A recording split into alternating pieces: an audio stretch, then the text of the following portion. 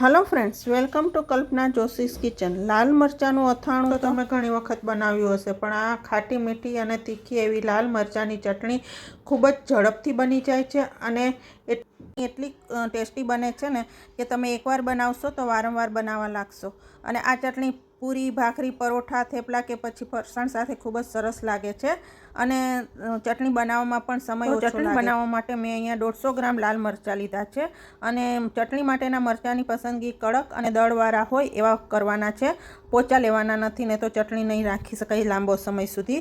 તો હવે આ મરચાંને આપણે ઉપરથી ડીટિયા કાપી અને વચ્ચેથી બિયા કાઢીને હવે સમારી લઈએ। મોટા મોટા ટુકડામાં જ સમારવાના છે। તો આ રીતે બધા મરચાંને સમારી લઈએ।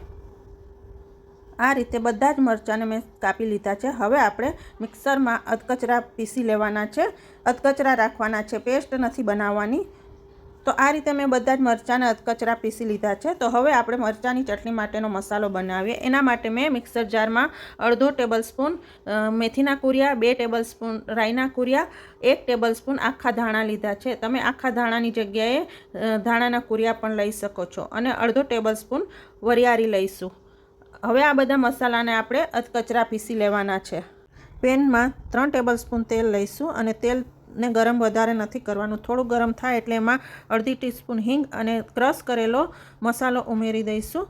1 થી 1.5 મિનિટ કે પછી સુગંધ આવવા લાગે ત્યાં સુધી સાતળવાનો છે અને સતત હલાવતા રહેવાનું છે જેથી મસાલો બળી ન જાય અને ધીમા ગેસ ઉપર આપણે મસાલાને સાતળી લેવાનો છે। સતત હલાવતા રહેવાનું છે, બંધ નથી કરવાનું, ન તો મસાલો બળી જશે। તો તમે જોઈ શકો છો આપણો મસાલો સરસ સંતળાઈ ગયો છે। તો હવે એમાં આપણે મરચાંની પેસ્ટ ઉમેરી દઈએ અને મરચાંની પેસ્ટને મસાલા સાથે બરાબર મિક્સ કરી લઈએ અને મરચાંમાંથી પાણીનો ભાગ બળી ન જાય ત્યાં સુધી આપણે સતત હલાવતા રહેવાનું છે અને મરચાંને થવા દેવાના છે। લગભગ 4 થી 5 મિનિટ લાગશે અને ગેસની ફ્લેમ મીડિયમ જ રાખવાની છે। તો હવે 4 થી 5 મિનિટ માટે આપણે ચડવા દઈએ।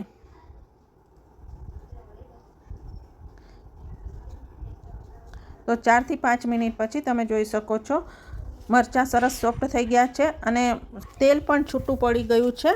તો આપણા મરચાં સરસ ચડી ગયા છે। તો હવે આપણે એમાં મસાલો કરી દેવાનો છે। તો અત્યારે આપણે લાલ મરચાંની ચટણી બનાવી રહ્યા છીએ, તો લાલ મરચું પાવડર વધારે ઉમેરવાનું નથી। તો અહીંયા હું હવે 1 ટીસ્પૂન જેટલું લાલ મરચું પાવડર ઉમેરું છું, અડધી ટીસ્પૂન હળદર પાવડર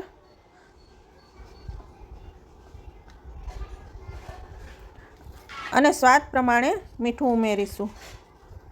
હવે આ બધા મસાલાને સરસ રીતે મિક્સ કરી લઈએ અને મસાલાને પણ પેસ્ટ સાથે થવા દઈશું જેથી મસાલા પણ સરસ ચડી જાય। તો આપણા મસાલા સરસ પેસ્ટમાં મિક્સ થઈ ગયા છે। તો હવે આપણે એમાં ગળ પણ ઉમેરીશું। અહીંયા હું ગોળ લઈ રહી છું। આપણે જેટલા મરચાં લીધા હોય એટલું જ ગળ પણ લેવાનું છે। તમે ખાંડ લેતા હોય તો જેટલા મરચાં લીધા હોય એટલી જ ખાંડ લેવાની છે। અહીંયા મેં 150 ગ્રામ મરચાં લીધા છે તો હું 150 ગ્રામ ગોળ લઈ રહી છું। તો હવે આપણે ગોળ મિક્સ કરી દઈએ અને બરાબર હલાવતા રહેવાનું છે। ગોળને બરાબર મિક્સ કરી લેવાનો છે। ગોળ મિક્સ થઈ જાય ત્યાં સુધી આપણે હલાવતા રહેવાનું છે। તો આપણો ગોળ સરસ મિક્સ થઈ ગયો છે। તો હવે અહીંયા એક વાતનું ધ્યાન રાખવાનું છે કે આ ચટણીમાં ગોળ મિક્સ થઈ જાય પછી તરત જ આપણે ગેસ બંધ કરી દેવાનો છે। જો તમે ગેસ ચાલુ રાખશો તો આપણે જે ગોળ ઉમેર્યો છે એનો પાયો થઈ જશે અને પરિણામે જ્યારે ચટણી બની જશે અને ઠંડી થશે ત્યારે કડક બની જશે, કઠણ બની જશે।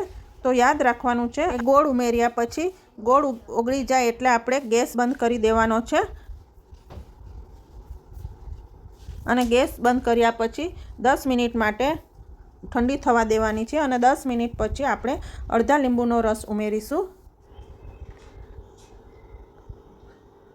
હવે લીંબુનો રસ બરાબર મિક્સ કરી દઈએ। તો તૈયાર છે આપણી લાલ મરચાંની ચટણી। તો હવે સર્વ કરી દઈએ। તો તમે જોઈ શકો છો એકદમ સરસ કલર અને ટેક્સચર આવી ગયું છે।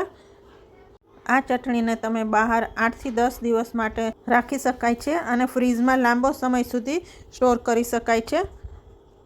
આ ચટણી એટલી ટેસ્ટી બને છે કે તમે એકવાર બનાવશો તો વારંવાર બનાવવાનું મન થશે અને તમે જોઈ શકો છો સરસ કલર આવી ગયો છે આ ચટણીને લાલ મરચાંનો છુંદો પણ કહી શકો છો.